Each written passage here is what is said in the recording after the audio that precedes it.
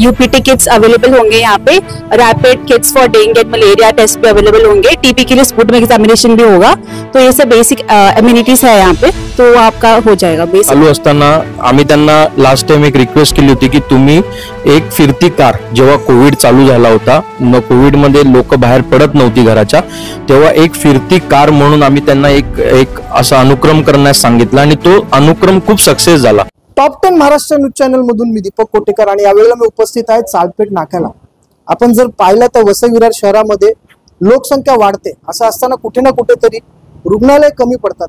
आता मी ज्या ठिकाणी उभा आहे त्या ठिकाणी हे आरोग्य मंदिर उभं राहिलेलं आहे आणि यासाठी शिवसेना उद्धव बाळासाहेब ठाकरे गटाने तमाम प्रयत्न केलेले आहेत आणि कुठेतरी त्यांच्या प्रयत्नांना यश आलेलं आहे। जाणून घेऊया यहाँ पर किस तरीके का जो पेशेंट है उनका इलाज होगा।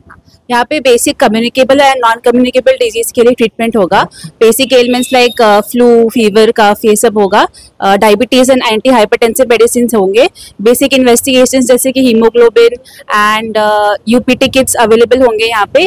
Rapid kits for dengue and malaria test भी अवेलेबल होंगे। टीबी के लिए स्पुटनिक एग्जामिनेशन भी होगा। तो ये सब बेसिक इम्युनिटीज है यहाँ पे, तो आपका हो जाएगा, बेसिक हेल्थ चेकअप वगैरह हो जाएंगे। म्हणजे या ठिकाणचे जे नागरिक आहेत त्यांना या सगळ्या सुविधा मिळणार आहेत। आपण जर पाहिलं तर दवाखाने, प्रायव्हेट दवाखाने, आपला तमाम पैसा त्या ठिकाणी लागतो। असं असताना कुठे ना कुठेतरी शिवसेना उद्धव बाळासाहेब ठाकरे गटाला त्यांच्या प्रयत्नांना यश आलेलं आहे। जाणून घेऊया याचा सगळा पत्रव्यवहार जो केला होता तो आपल्यासोबत अभिजित सांगळे आहेत, त्यांनी केला होता। अभिजित जी, कशासाठी तुम्हाला कसं वाटलं, कसं समजलं की या ठिकाणी हे आरोग्य केंद्र असायला पाहिजे? आगाशीमध्ये भंडाराईच्या इथे, म्हणजे आपलं भंडारा कुंभारवाड्याच्या इथे ऑलरेडी एक आपलं खूप जुनं असं आरोग्य केंद्र आहे। त्या आरोग्य केंद्राच्या सुविधा त्याच्यासाठी अर्नाळ्यापासून लोक आपल्या तिथपर्यंत येतात आणि त्या सुविधा चालू असताना आम्ही त्यांना लास्ट टाइम एक रिक्वेस्ट केली होती की तुम्ही एक फिरती कार, जेव्हा कोविड चालू झाला होता, कोविड मध्ये लोक बाहेर पडत नव्हती घराच्या, तेव्हा एक फिरती कार म्हणून आम्ही त्यांना एक असा अनुक्रम करण्यास सांगितलं आणि तो अनुक्रम खूप सक्सेस झाला।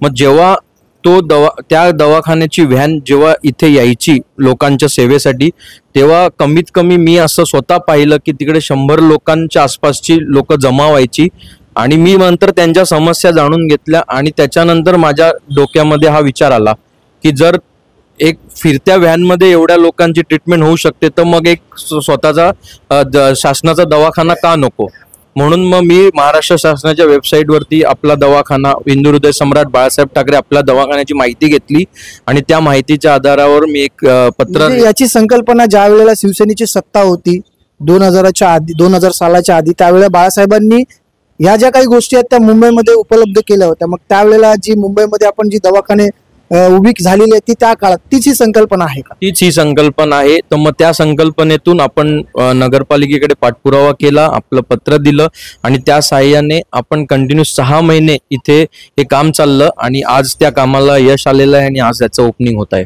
आपण जर पाहिलं तर 19व्या शतकामध्ये आपण जर पाहिलं तर बाळासाहेब ठाकरे यांचा संपूर्ण महाराष्ट्रामध्ये झंझावत होता। शिवसेनेला चांगलं यश आलं आणि शिवसेनेची सत्ता देखील आली। ज्या वेळेला शिवसेनेची सत्ता मुंबईसह महाराष्ट्रात आली त्यावेळेला शिवसैनिकांनी, शिवसेनेच्या नेत्यांनी, शिवसेनेच्या मंत्र्यांनी जागोजागी हे जे रुग्णालय आहेत ते उभे केले। त्याचाच हा एक प्रकार आहे। असं असताना आपण जर पाहिलं तर कुठेतरी हे दवाखाने प्रत्येक विभागात असणं काळाची गरज आहे। Top 10 Maharashtra news, Vasai Virar.